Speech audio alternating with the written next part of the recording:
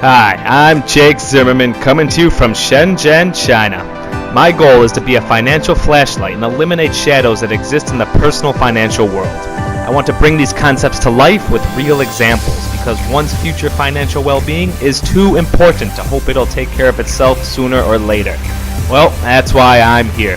To illuminate so you can ruminate.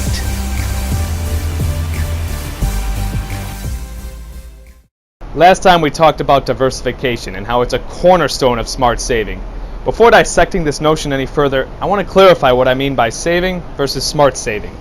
Putting aside some money every month is fantastic, and no amount is too small. For example, it's estimated that 1 in 3 Americans spend more on coffee every year than saving for their future. We learned about the power of compound interest already, so that venti, vanilla, cardamom, macchiato with an extra shot of peppermint could become a sailboat to cruise into your golden years with instead. Yet 9 out of 10 savings accounts at banks pay less than 1% interest annually. So if money is just going into a savings account, not even a doggy paddle is keeping it afloat with inflation every year. It's drowning out, losing value. So we know what diversification is. Let's see why it's actually helpful by looking at market cycles. You've probably heard of bull and bear markets. Simply put, a bull market is when things are going well.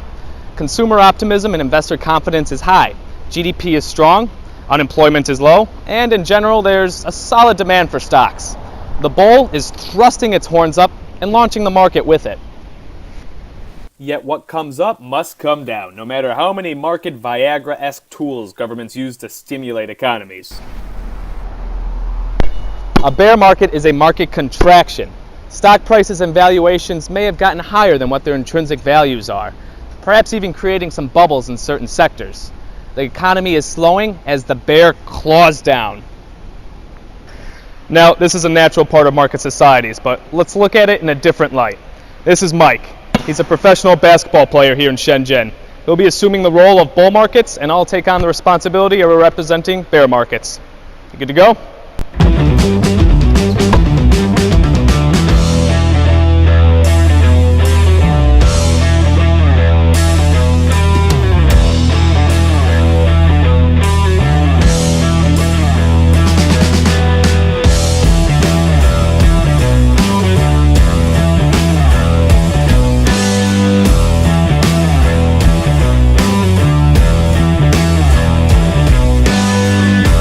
For the majority of the time, the bull run is dominating. However, he can't keep this up forever, and eventually he'll become exhausted, distracted. Tim Donahue will be a ref and fix a few plays, what have you.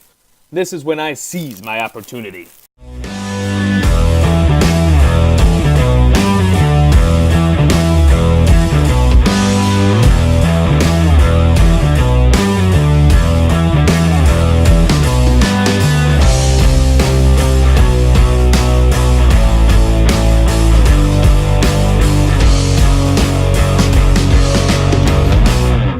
Soon, Mike has had enough, collects himself, chugs some water, and comes back with even more force and motivation than before, wiping out any progress that I had made. Back to business.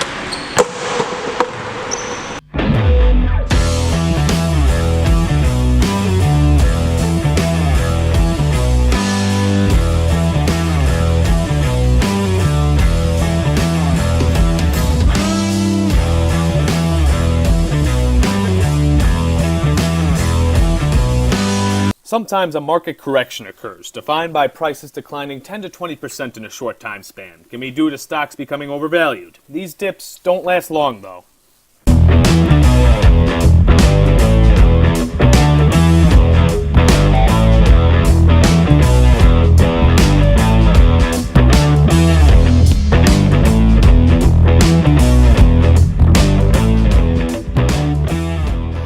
Now, since World War II, there have been about 12 bull runs, depending on which research group you follow, with the average span lasting 7 years.